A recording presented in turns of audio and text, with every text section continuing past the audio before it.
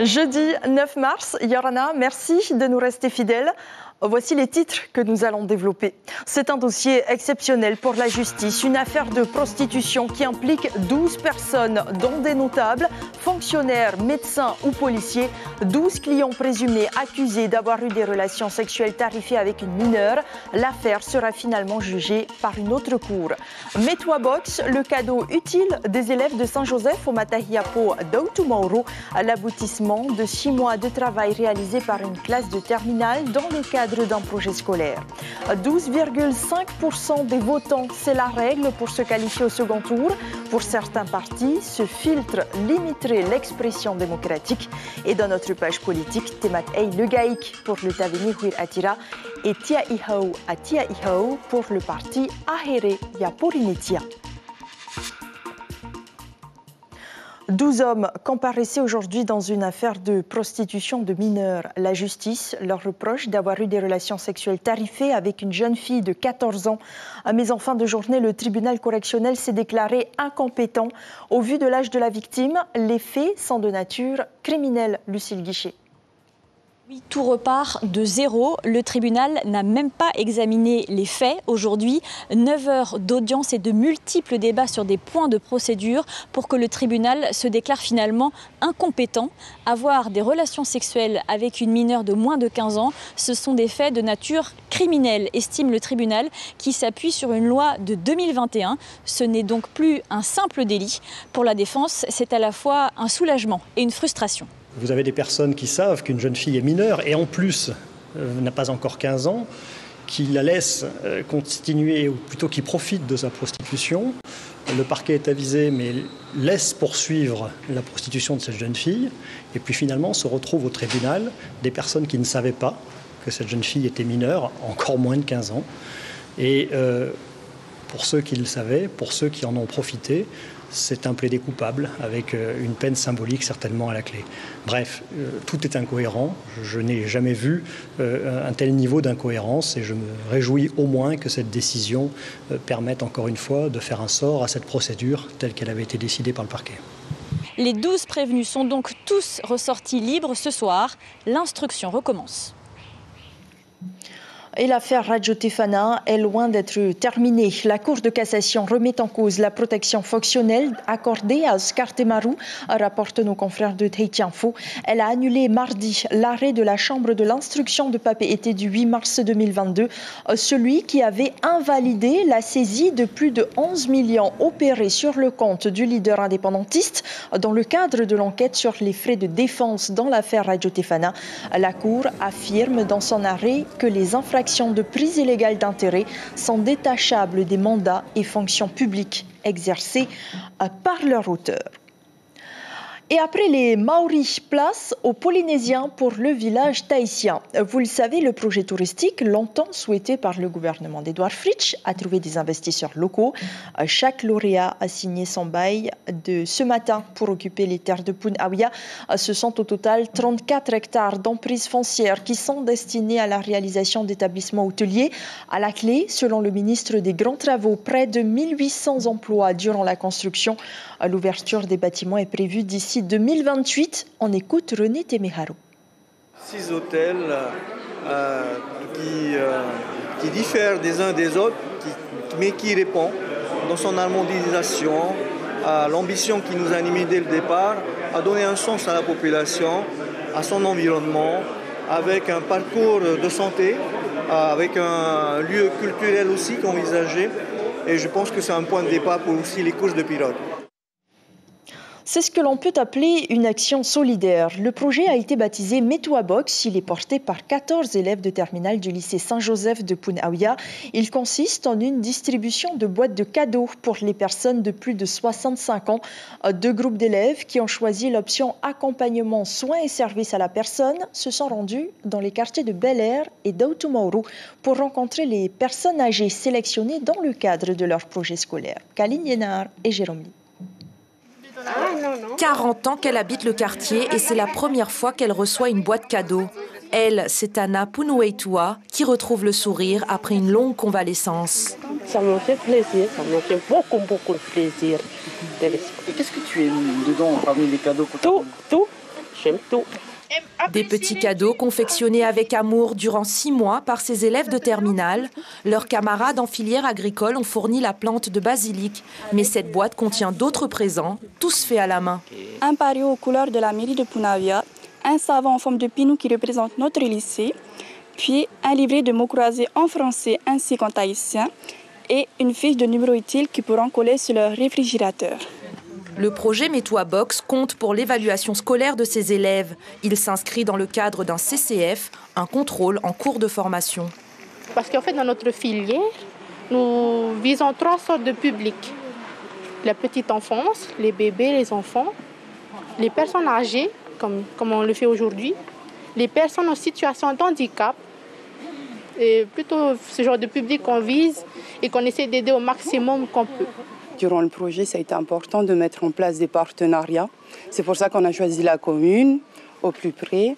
Et le conseil municipal a accepté, ainsi que les techniciens, volontiers de nous aider. Notre lycée, quant à lui, a financé le projet. Le projet Mets-toi Box a fait des heureux. 34 Matariapo ont bénéficié de ces boîtes destinées au bien-être et à la prévention des risques liés à l'âge. C'est un plan d'action qui s'étale sur 30 ans. Le projet Awa Polynesians Forest promet de contrôler les espèces envahissantes comme le Miconia et de planter des espèces indigènes et endémiques comme le apapé, le purau ou encore le mara.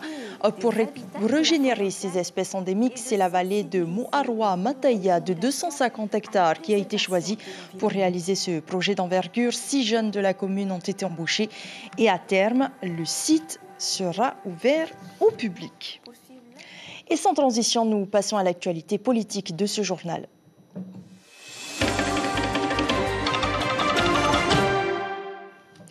Comment passer la barre du second tour des élections territoriales? La règle est assez simple pour tous les partis qui se lancent dans la course. Obtenir 12,5% des voix. En dessous, c'est la fin de la compétition. Les explications de Nicolas Suire et David Chang.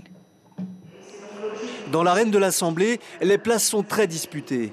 Pour accéder au second tour des élections territoriales, les partis doivent récolter 12,5% des suffrages exprimés. En 2018, cela représentait près de 16 000 voix. C'est bien moins que les 25 834 voix nécessaires pour être au second tour des législatives, puisque les partis doivent alors recueillir le vote de 12,5% des inscrits. Pourtant, cela reste un score difficile à obtenir pour les plus petits d'entre eux. C'est plus compliqué.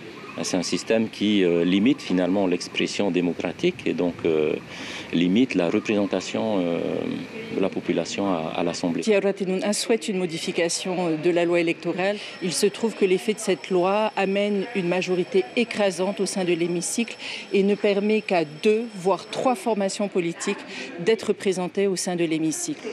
Les gros partis estiment que cette barre des 12,5% est nécessaire pour déterminer le vainqueur des élections au second tour, car il en faut bien un. C'est une démarche nécessaire de mettre en place un filtre pour éviter qu'on se retrouve à un deuxième tour avec une configuration de premier tour. Si tous les partis pouvaient accéder au deuxième tour, tout le monde va attendre le deuxième tour pour aller voter. L'objectif, c'est de faire venir voter massivement, dès le premier tour, justement, pour que la population vienne s'exprimer et effectivement avoir le meilleur taux de participation possible dès le premier tour. Car plus il y a de votants et plus le seuil est élevé pour accéder au deuxième tour. C'est la raison pour laquelle chaque citoyen doit voter dès le premier tour pour sa liste de candidats, surtout si c'est un petit parti. Sinon, ce ne sera certainement plus possible de le faire. Et on en parle avec notre invité, Temat Eilegaï, Yorana. Merci d'être sur la première ce soir. Alors, est-ce que, selon vous, la barre des 12,5% des votants et non pas des inscrits, c'est plus avantageux pour les petits partis ou c'est un inconvénient? Alors, c'est clairement un inconvénient. Pour les petits partis, je rappelle que cette mesure a été faite en sorte pour l'instabilité politique de notre pays, sachant que dans d'autres pays comme la France, il n'y a pas besoin de barres pour avoir cette instabilité, parce qu'il y a d'autres mesures qui ont été mises en place, comme le suffrage universel direct pour le président de la République. Peut-être qu'il faut aller vers là pour le président de la Polynésie. Donc oui, c'est dommage pour la représentativité de l'ensemble des sensibilités. Nous pensons qu'il faut aller vers une mesure de proportionnalité, mais la condition serait que le président de la Polynésie soit élu au suffrage universel direct. Alors c'est assez tôt bien sûr, mais si on s'oriente vers une triangulaire au second tour, deux partis autonomistes face à vous, indépendantistes, est-ce que c'est moins de chances pour le Tavini de gagner? Je ne sais pas, c'est aux Polynésiennes et aux Polynésiens de répondre à cette question au second tour. Évidemment qu'il y aura la question de l'avenir institutionnel de notre pays, mais ce n'est pas que ça. Le Tavini Huiraatira, il y a plusieurs autres mesures sociales. Et puis, entre les différents partis autonomistes et le parti indépendantiste, il y a quand même une différence de clivage entre la vision libérale des autonomistes et une vision beaucoup plus solidaire des indépendantistes. J'aimerais juste prendre 30 secondes sur la sensibilisation vis-à-vis du sujet qu'on a vu en ouverture de journal. Je laisse faire la justice, ça c'est pas mon propos.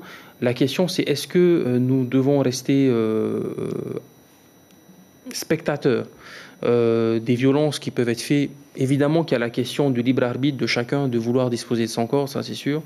Mais dans le cas où ces personnes le font pour se nourrir, comme j'ai pu le dire à l'Assemblée nationale, ou avec des syndicats étudiants, parce qu'il y a des étudiants qui se prostituent, parce qu'ils ont besoin de se nourrir, de se vêtir, de se loger, de prendre soin d'eux, il faut qu'il y ait un observatoire de la violence. La prostitution doit être inclue dans les violences psychologiques, physiques, et il faut faire un état des lieux et mettre en place les mesures nécessaires de l'accompagnement psychologique dès, on le voit, 14 ans, dès le collège, de sensibilisation. C'est ce que vous préconisez, donc. Oui. Et les Tuamotu aussi font partie de votre circonscription législative. Est-ce que depuis que vous aviez été élu, vous avez concrètement amélioré le quotidien de ces administrés?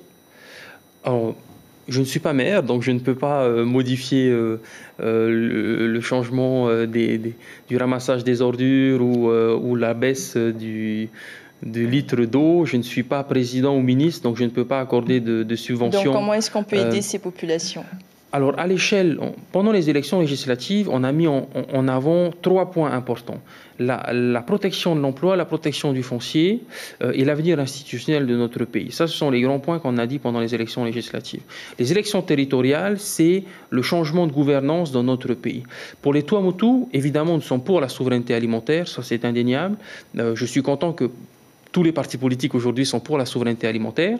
Mais la question de la vie chère, si c'est une mesure concrète qu'on a besoin d'avoir, c'est est-ce que la baisse des taxes, qui est préconisée par la plupart des partis autonomistes et libéraux, va changer les prix à la sortie dans les rayons. Donc pour le Tavini, qu'est-ce qu'il propose alors? Il y a aussi la question de la marge que se font les magasins et les armateurs, surtout quand on sait qu'au Tuamotu, il y a un magasin ou 2 magasins par île. Il faut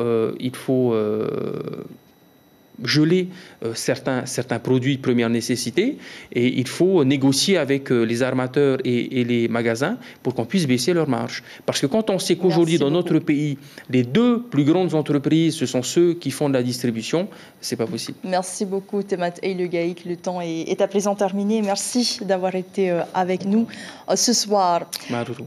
Et la population de Rongiroa compte bien rejoindre les urnes le 16 avril prochain sur l'atoll où la pêche, le copra et le tourisme sont les principales activités économiques. Les habitants se soucient de leur avenir. On voit cela avec Arihwe Etif Afana et Marcel Bono. Beaucoup de jeunes n'ont pas de travail ici. Alors qu'est-ce qu'ils font la plupart du temps? Soit le copra ou sinon la pêche. Que ça. La pêche, le copra ou l'emploi sont les activités phares à soutenir à Rongiroa. Sur un atoll comme celui-ci, la question du tri des déchets se pose également. Avec la saturation du dépotoir, les habitants s'inquiètent pour leur avenir et celle de leurs enfants. Pour trouver un moyen pour améliorer, pour ramener surtout les canettes et les plastiques, pour ramener ces propriétés recyclage pour le recyclage.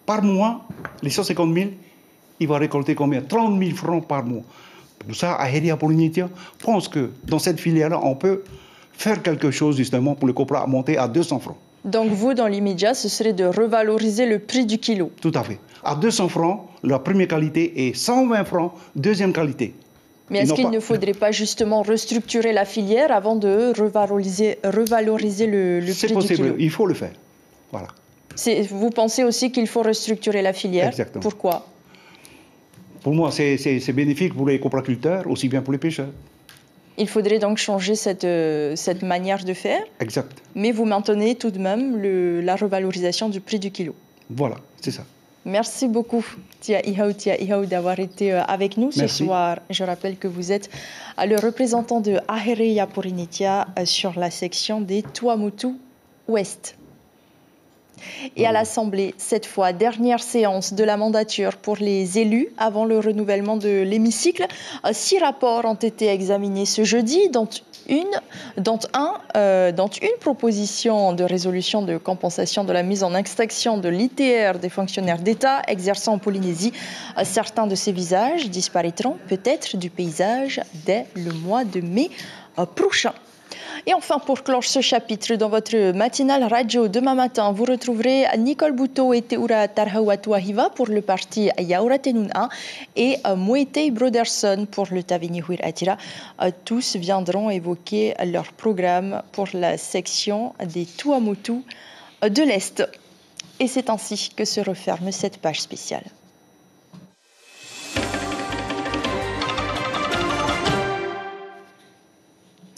L'association Le Souvenir Français en Polynésie souhaite donner une seconde vie à des drapeaux d'associations d'anciens combattants en les déposant dans les établissements scolaires. Après le collège de Tiperui, de Atuona et du Taoné, celui de Tupuei, la cérémonie s'est déroulée en présence de la ministre de l'Éducation et des cadres de l'armée. On écoute ces réactions recueillies par Roheyar Ihariva. On donne en garde à un collège, à des collégiens, à une classe pour 3 ans d'affilée. Ce drapeau qu'ils exposent dans le collège, les jeunes travaillent sur les valeurs de la République, sur la valeur du drapeau.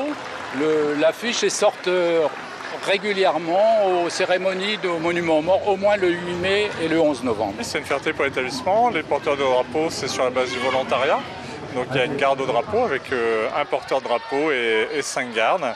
Et effectivement, c'est l'occasion de s'investir et puis de s'interroger sur qu'est-ce que c'est que le travail de la mémoire.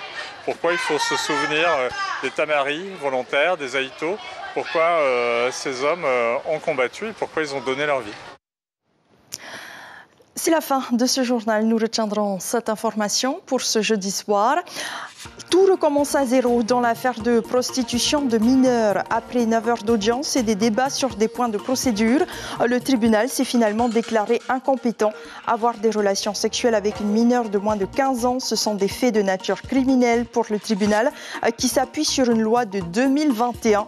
Les 12 prévenus sont tous repartis libres. Ce soir, l'instruction recommence. Et à la une de votre quotidien demain, Awa veut régénérer la forêt native. Dans vos écrans ce soir, un documentaire sur un véritable fléau, les violences conjugales. Il est suivi d'un débat en français et en tahitien animé par Hayata Buluk. Puis vous retrouverez votre série habituelle, The Good Doctor. Merci de votre fidélité. Cybèle Plichard vous accompagnera ces prochains jours. Je vous dis à très bientôt. Je vous souhaite un très bon week-end et surtout, prenez soin de vous.